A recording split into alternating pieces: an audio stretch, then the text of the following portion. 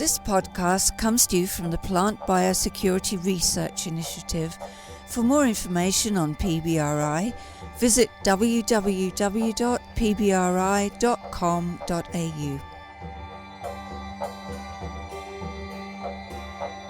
Fall armyworm, as far as it can be confirmed, has been in Australia now for a number of months, and scientists and agronomists and growers across the northern parts of the continent are still on a very steep learning curve. Hello, I'm Chris Brown. I hope you've been able to have a listen to several other podcasts in which I've spoken to researchers both in the US and in South Africa, kind of like an introduction to the pest to gauge its importance in other parts of the world. There's lots of good information in those podcasts, so check them out if you have time. But today I'm talking to some homegrown entomologists, Melina and Paul Grundy. Melina is with DAFT Queensland and her job title is Principal Entomologist and Team Leader in Grains. Paul is also with DAFT Queensland and is a Principal Research Scientist in Crop Protection and Farming Systems with a focus on cotton. Melina, if I can start with you, where is fall armyworm likely to find its home in Australia? 52 weeks of the year. Well, I guess if it behaves as it has in other countries where it has turned up, and in, North and South America where its sort of native range is, it will be largely a tropical and subtropical pest. Those are the sort of regions where we expect it to persist year-round, and other areas, so more temperate areas south of the tropics, will probably be subjected to periodic influxes, either major or minor, depending on seasonal conditions. Seasonal conditions, is that in terms of air temperature? Probably more so in terms of the potential for build-up in those tropical and subtropical areas, the number of generations, so a combination of temperature and host availability that enables those populations to build up. And it's probably only when there are significant populations and conducive wind systems, meteorological systems, that we will see major movements out of those tropical and subtropical areas. And I suppose it will also come down to is there anything to eat further south? Yeah, well, certainly that will play into what happens once it arrives in more southerly regions. It'll be a combination of suitable hosts and climatic conditions that enable it to survive. So if it does something similar to what it does in North America, which is in that case it moves north, but in our case moves south at the end of summer, sort of in autumn, then the window for survival and persistence in crops is probably quite limited. Things like winter cereals you would think would potentially make quite good hosts, being grasses, but the opportunity for the fall armyworm to persist under the temperature regimes that exist through autumn and into winter in those regions is probably quite limiting. Paul, you have done some travelling up around the north, perhaps not just recently, but how are they faring up in the Northern Territory and the Ord? Chris, look, been fortunate to get up to North Queensland twice, once in March and again in June. And the purpose of those visits was to look at commercial cotton that's been grown in North Queensland. Also involved in work with cotton being produced in the Northern Territory and Western Australia, but COVID-19 has pretty much prevented our travel to those sites since the end of March at least. What we've seen in North Queensland, and we've purposely gone and looked at those cotton crops growing in that area, is we haven't actually found very much evidence of fall armyworm affecting those crops at all. We've conducted fairly specific sampling in unsprayed non-BT cotton that's planted as part of those crops. So for growers that are growing Bollgard 3 cotton, they need to also grow an area of either pigeon pea or unsprayed non-BT cotton. And you would expect that those areas, they're not treated for caterpillars, they don't have expressing BT, that if fall armyworm was going to be present in cotton, those would be the areas where you would expect to see them.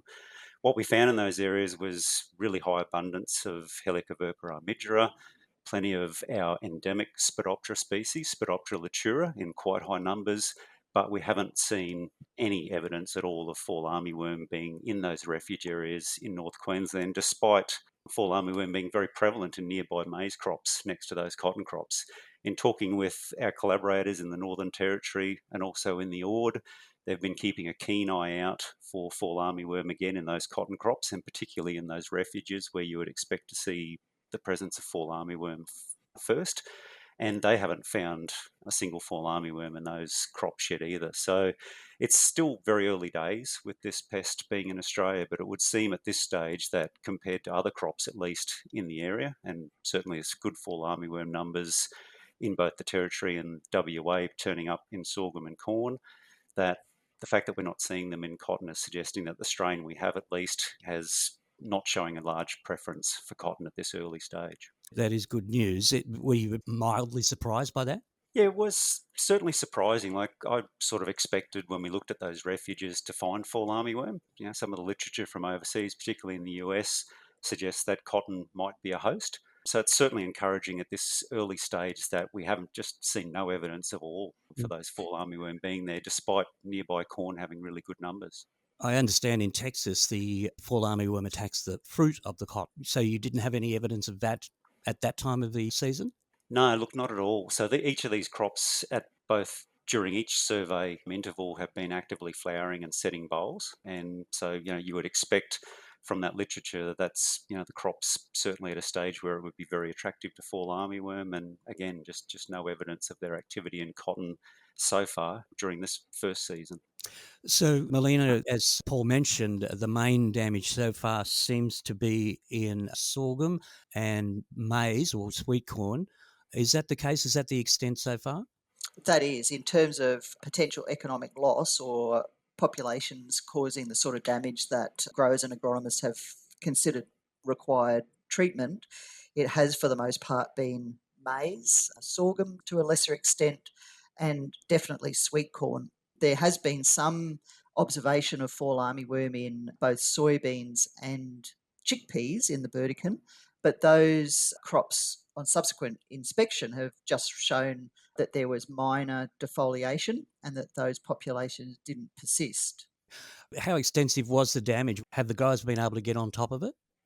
Well, I guess it's been very much a learning thing, Chris, of course, and we know when fall armyworm first turned up in maize crops on the Atherton tablelands that there was a lot of spraying going on, I guess, as a result of, the complete lack of information about when they needed to control and an assumption that, these things were going to be absolutely devastating as the media was suggesting.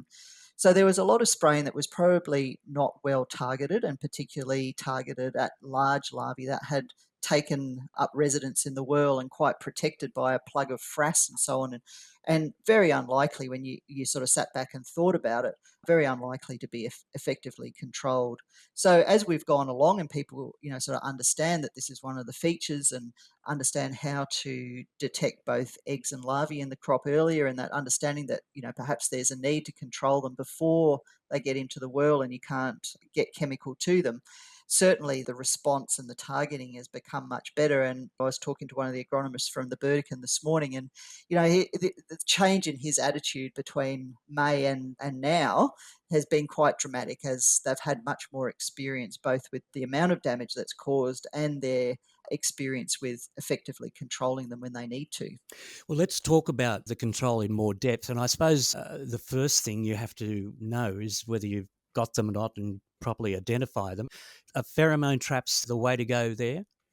Well, certainly pheromone traps are being used as a way of determining whether fall armyworm are active in different regions, and an initial understanding of where fall armyworm is in Queensland, at least. There's a network of traps that stretches from the border to North Queensland, and it's providing reasonable indications of where there is some activity. So the distribution is quite wide. There haven't yet been surveys of all those areas where there have been moth detections to determine whether there are infestations of larvae corresponding or resulting from those movements of moths. So we are a little bit hamstrung at this point in understanding fully what the distribution is, or the risk to crops and pastures and so on. But pheromone traps they seem to be quite reliable in terms of capturing the peaks and troughs of fall armyworm activity in those coastal areas, the Burdekin and Bowen, where they have been used for quite some time. Paul, with your knowledge of the Northern Territory and Western Australia, I know you're not from there, but are they using pheromone traps up there as well? Yeah, Chris, look, pheromone traps have certainly been used in each of those areas. Although it's interesting, the first detection of fall armyworm in the Ord was actually in some strips of corn that were planted as a sort of distraction for the local wallaby population with our cotton trials. There was traps out in that environment, but also, again, the collaborator that we're working with sort of said, keep an eye on that corn, because the chances are a fall armyworm, when they turn up, you'll see them in there first, and that indeed certainly was the case. But certainly a grid of pheromone traps right across the north now, being managed by each agency within those areas. And yeah, as Melina mentioned, yielding quite useful information in terms of the spread so far of this particular insect. Melina, in South Africa, they had some initial trouble with pheromone traps because they were too general and they were attracting other species of moths. Is that not the case here in Australia? Oh, that is absolutely the case, Chris, and it's the bane of any pheromone trap operator's life at the moment. There's a species commonly called false armyworm, Lucania laurii, which is around in absolutely major numbers and is very attracted to the pheromone that is being widely used throughout Queensland, the one that DAF is deploying currently. And the ratio of fall armyworm to the false armyworm is almost 90 to 1 in the favour of the false armyworm. So it's really crippling in terms of providing growers and agronomists with a tool that they can use themselves on their farm or in their region to reliably tell them what's going on with fall armyworm. So, everywhere that they've deployed these pheromones for fall armyworm around the world, so Africa has had a similar issue, as has the US to some extent in the early days. They've had to find a lure that actually cuts back considerably on the bycatch. And we hope that we can take some leads from the experience in the other countries to find ourselves a lure that catches pretty much just fall armyworm. Yeah, well, I think they've managed to do that in South Africa, so that's good news for them. Let's talk about the identification then. Okay, the pheromone traps trap the moth, but it's really the caterpillar that we're after. And you mentioned earlier, Melina, that the caterpillar, when it's at a very small, I think below 3 instar, goes into the whirl and is really, really hard to control. So I imagine that growers would be looking to control this fall armyworm before that happens so that chemicals that they use are effective. Yeah, that seems to be a major challenge, Chris. And I think, the overseas experience has been that once they're entrenched in the world, there is very little point in targeting them, that you either have to just sort of live with that damage or wait for those larvae to emerge as the crop comes either into head or into tassel in the case of maize. And the challenge is, with many of these crops, they haven't had to be scouted in that vegetative stage. So scouting sorghum and maize, for example, in the vegetative stage will be something new for growers and agronomists. We know that we get native armyworm species and Helicoverpa in those crops, but the amount of damage that they do is inconsequential. So there are a couple of things that are happening. One is, just getting used to getting out there, but also, we are a little bit constrained in terms of being able to make good decisions by knowing how many eggs or how many larvae per metre of row or per plant actually warrant some treatment. So that's one of the really high priorities for industry, is to understand what the relationship is between the number of eggs or early instar larvae you see and the likely impact in terms of yield loss or impacts on growth. So yeah, I think that the experience overseas will be replicated here, in that you are looking to detect and target those larvae before they get to a stage where they get into the whirl and are entrenched. Well, just as a little plug for earlier podcasts that I've done, I've recorded a couple of podcasts with people, scientists in the US, and one with someone in South Africa. And they've got a wealth of knowledge that they've passed on in those podcasts, and in particular around the control. And the scouting, as you say, the scouting is a very American term, isn't it, Melina? But it actually really well describes what growers have to do. So you're saying that really from the get-go, after planting sorghum and maize and sweet corn, people should be out there looking at their crops on a regular basis. How regular? Well, in this early stage, while we're finding our way and trying to, establish a better understanding of the relationship between pest pressure that might be indicated by pheromone traps, the susceptibility of the crop, whether there might be some varietal differences that become apparent between varieties, a whole lot of factors. But I think that the most important thing for a sorghum grower, for example, is for them to be well aware that they need to be checking their vegetative sorghum, not just wandering out to make an assessment as the heads are emerging. And One of the other things that's going to be incredibly important in Australia is that we know that we have other species that are there that don't cause damage. So I already mentioned native armyworm species and Helicoverpa. And it will be absolutely imperative that people are able to adequately distinguish between those species that don't require treatment. And I guess we could also include Spodoptera lutura, the cluster caterpillar, from time to time, and depending on where you are.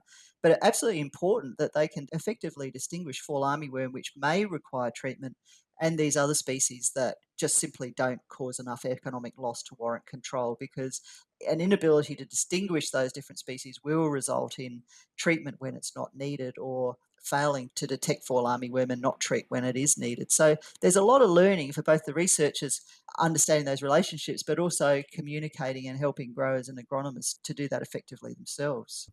Paul, can I just ask you, when it comes to cotton and the BT cotton, the Bollgard 3, does that control attack by most of the caterpillars that are around that have previously been attacking cotton?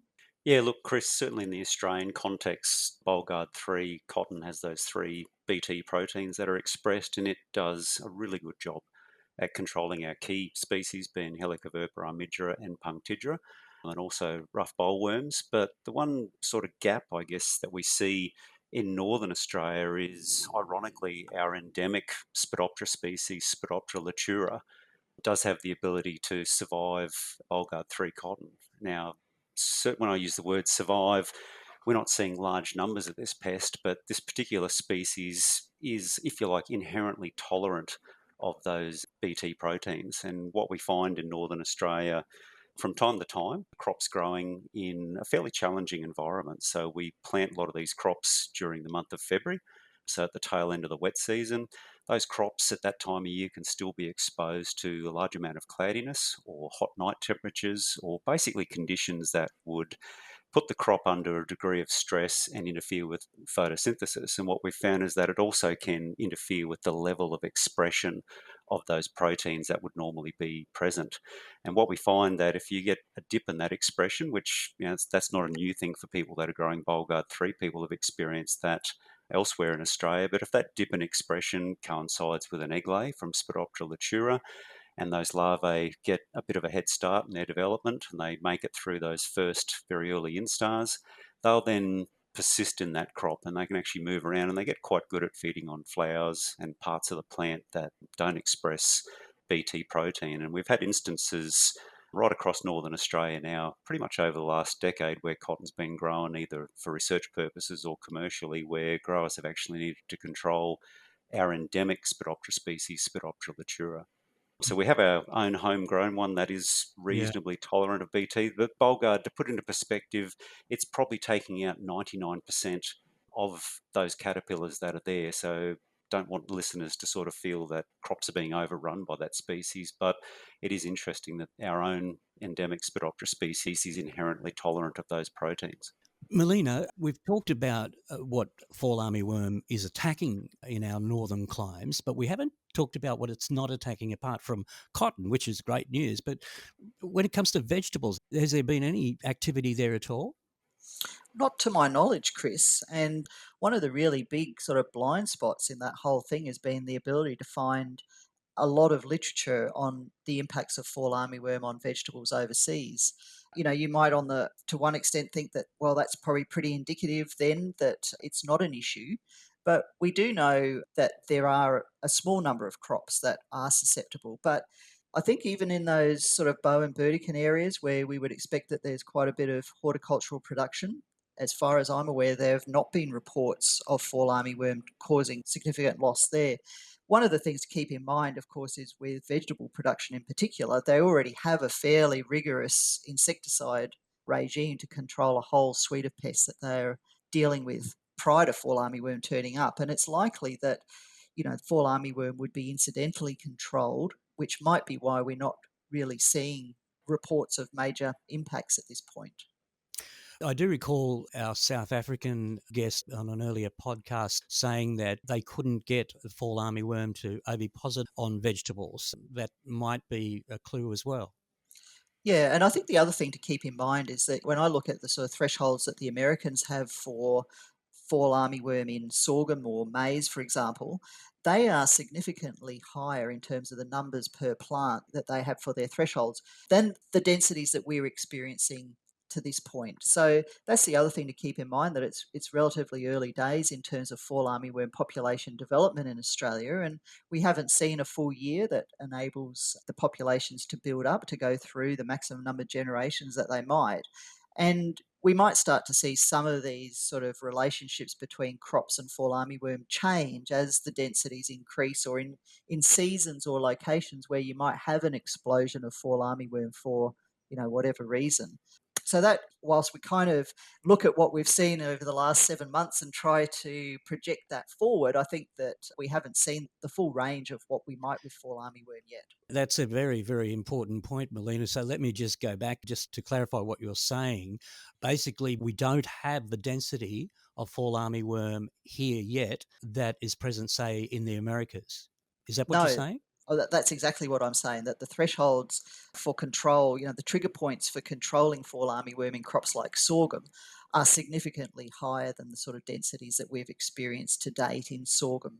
So it sort of indicates that potentially we've got a long way to go. Whether we actually see those sorts of populations in Australia is unclear. It does depend on how many generations largely we can get of fall armyworm in different areas. But even if you look at the Climex modelling that's been done so far, you can see that the intensity, the likely intensity, or the predicted intensity of fall armyworm in Australia, even in those tropical and subtropical regions, is much less than it is in some of these real hotspots around the world, like Africa and South America. So, I think there's a heads up there that potentially this is not going to be a really major issue like it is in those other areas. You mentioned earlier that when fall armyworm first came to Australia, people were just out there to kill it, get rid of it as quickly as possible, and using chemicals to do that. What is the risk of resistance occurring that's going to cause wider problems for Australian growers? Well, the risk of insecticide resistance developing not only in fall armyworm with an increased frequency of treatment in crops like sorghum and maize, for example, which I guess to this point have had fairly little insecticide used in them, is that not only does it expose fall armyworm to the risk of insecticide resistance development, but it also will incidentally expose other pests like Helicobacter armidra to those additional insecticide applications. And, to my mind, the risks to Helicobacter are probably much more significant across all the industries than they ever will be for fall armyworm. It would be inconvenient at the least, and, a major problem at the most, if fall armyworm became quite resistant to insecticides. But I think if we were to see resistance in Helicobacter to some of those newer products, particularly the diamides and so on, that would be across Australia a much more significant problem. And that's one of the things that we've been really boring people to death with in our communications, is that we need to be thinking about what else is there, not just thinking that fall armyworm is the problem and the focus of all our attention. The benefit of what industries have done in terms of getting permits for a wide range of products is that the potential to rotate, to limit the number of selection episodes with the same product is pretty good. So, there are lots of tools that should enable industries to limit the selection pressure for particular groups. And I'm optimistic, with some support and recognition of this major problem, that the industries will respond and we won't find ourselves in a really difficult place with insecticide resistance in not only fall armyworm, but potentially Helicobacter armidra as well. Paul, this is a question for both you and Melina in terms of predators to fall armyworm. Has there been any significant evidence that it's high on the diet of any predators in Australia? Yeah, look, Chris, it's still early days, but I guess when Melina and I travelled to North Queensland earlier this year, and to get a handle on what fall armyworm looked like, where was it turning up, what was it eating, it was really encouraging to see a number of our natural enemies that would normally prey on our endemic species of armyworm and also Helicobacter species, both armidra and punctidra, that a number of those parasitoids and predators were also there, present and feeding on fall armyworm larvae, which was quite encouraging when you consider at that point in March that fall armyworm had been part of that local landscape for barely a couple of months.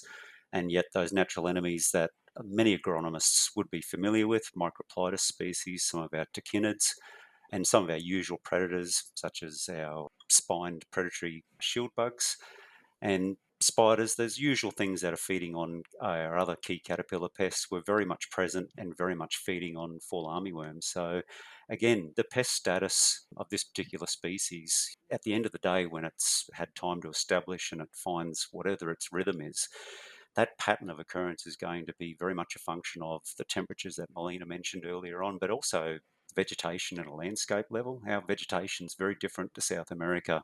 Northern Australia, whilst the temperatures might be very warm, for a good 6 months of the year, it's also very, very dry with very little in the way of host material. And we've got a complex of natural enemies that are very well adapted to these caterpillar species that will also be taking out numbers over time as well. But yeah, very encouraging to see a wide range of natural enemies feeding on them, given they've been new to the scene very recently. Melina, in the conversations that I had with people in the US and in South Africa, those natural enemies certainly were playing their part, but not a significant part. I got the impression that they just weren't that really important over there. Do you think they'll be more important here, as Paul was saying? I think they will. And I think one of the things that promotes natural enemies as a key part of the management of Lepidoptera is that people are very familiar with parasitoids and the predators, so the natural enemies of Helicoverpa. That's been something that has been part of Helicoverpa management, looking for parasitoids of eggs, looking for those predators, keeping in mind the relative abundance of natural enemies and of the pest of concern, so that included in decisions about whether chemical control is required is the likely activity and impact of the natural enemies and the impact of any chemical treatment on the natural enemies, because people are well aware that you really do get benefit from preserving natural enemies in the crop. So that's when I mentioned some of the pressure that might come onto these chemicals that are available for both Helicoverpa and fall armyworm now. It really is those chemicals that are very selective that will kill the caterpillars, but not these natural enemies, that I'm most concerned about, because they are the ones that fit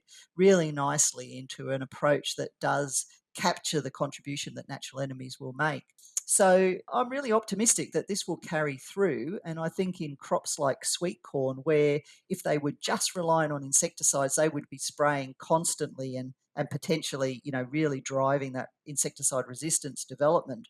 Natural enemies will be an absolutely critical part of their consideration to just reduce their reliance on insecticides and the problems that come with that. So, yeah, look, they definitely will be a really important part of the conversation. One area that we haven't talked about is the impact that fall armyworm could potentially have on pasture. I was absolutely gobsmacked when I was talking to David Kearns from Texas, when he said that sometimes, at different times, millions of acres of pasture land was just eaten out by fall armyworm. Is there a potential for that to occur in the Northern Territory or in northern Western Australia, Melina? Indeed, in Queensland?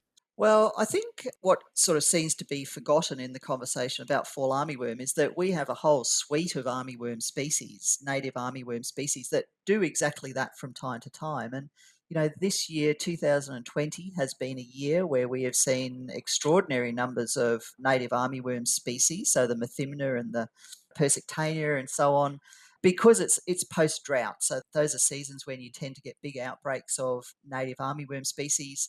And we know historically that we see big outbreaks of something like day feeding armyworm is probably the most recent one back in the sort of mid 2000s that took out hundreds and probably thousands of hectares of buffel pasture.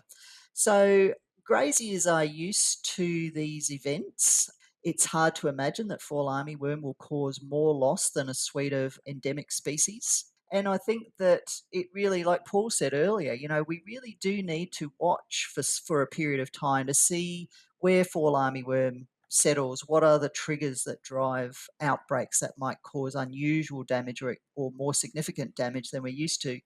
And pastures is exactly one of those situations. We don't know at this point of our native pastures and our sown pastures which species might be susceptible, and whether indeed fall armyworm might select them over crops, or whether they can go on and survive. So there are lots and lots of questions about pastures.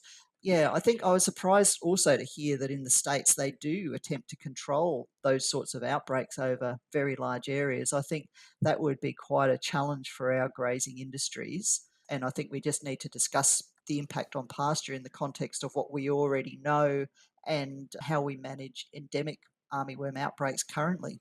Yeah, absolutely true. And indeed, that sentiment came through talking to some scientists in America where they said, look, just settle back and watch and see what's going to happen rather than sort of rushing in too quickly, I suppose. We're coming near the end now, Melina, and I just wanted to come back to the identification of fall armyworm. Now, there's lots of really good information out there that identifies fall armyworm as a mature, like a 6-inch star caterpillar. They're relatively easy, I suppose, to identify at that 6-inch star stage. But if they need to be identified before they enter the world, so before they get up to 3-inch star, how are growers going to do that? Yeah, I think it's. This is something that gets discussed quite a bit, and Paul probably can throw his 2 bobs worth. We've contemplated this together, what we can do to help agronomists and growers better make those decisions. And probably the best description of how that might be done has probably come from Brent Wilson, who's an agronomist in North Queensland, who was one of the first to find it in a maize crop and have to manage it. And, his advice to other agronomists has been that, his confidence around early identification has grown as a result of collecting lots of small larvae or egg masses and then growing them through, giving them leaf material to feed in a container and watching so that, he gets that correlation or he gets that continuum from eggs to small larvae to larger larvae so that over time he's kind of built his experience on those observations. And there's a lot about the way a larva moves, where it is on the crop, where the eggs are put, things like that, little clues that, you don't necessarily communicate in a little booklet with pictures of larvae that really make a difference in terms of distinguishing between the different caterpillars. And I think Brent captured that really well in his description of how he is just every time he's unsure about a larva that he sees that's too small to sort of see the features on, he'll put it in a jar with some leaf material and grow it through and sort of refine his ability to do that. Yeah, Paul, what do you think might be the way forward? Look, I think you've sort of summed that up pretty well. I guess sort of one of the things that I've learned from fall armyworm and trying to identify them myself and a number of consultants that I've spoken to that have had suspect larvae is, first and foremost, we've never really had to think that hard about what it is that we're looking at. That really comes to the fore because Helicobacter armigera in particular and also punctigera during those early instars does look very, very similar to fall armyworm. And I've puzzled over larvae when they're quite small, and a lot of agronomists have brought in larvae or sent photos. And prior to that, when you weren't trying to worry about whether it was fall armyworm or not, we probably just looked at these caterpillars and went to Helicobacter and then got on with managing them. So there's certainly a difficulty there, but I'd probably concur very much with Melina. I know those trips to North Queensland, once you start seeing this pest in those maize crops, it is those combination of things that you look at, characteristics of the way they move, where they are on the plant, what sort of damage they're doing, that kind of allow you to put that picture together. But certainly for new agronomists or agronomists that are seeing fall armyworm is probably the better way to put it for the first time. And when you might be detecting, just one here and maybe just one there, look, they are a real challenge to identify when they're little. And, that bit of advice about putting it in a container and giving it whatever it was feeding on, a food source to grow that little bit larger can certainly help to answer those questions. But look, if nothing else, it's demonstrated to me that we haven't really had a need to look very closely at larvae previously, and that certainly now changes with fall armyworm being on the scene. Melina Miles and Paul Grundy from DAF in Queensland. My name is Chris Brown, and if you want to know more about fall armyworm, both here and around the world, then check out the other podcasts in this series. This podcast was brought to you by the Plant Biosecurity Research Initiative, an initiative of the following R&D organisations: Cotton Research and Development Corporation, Forest and Wood Products Australia, Grains Research and Development Corporation, Horticulture Innovation Australia, AgriFutures Australia, Sugar Research Australia, Wine Australia and Plant Health Australia.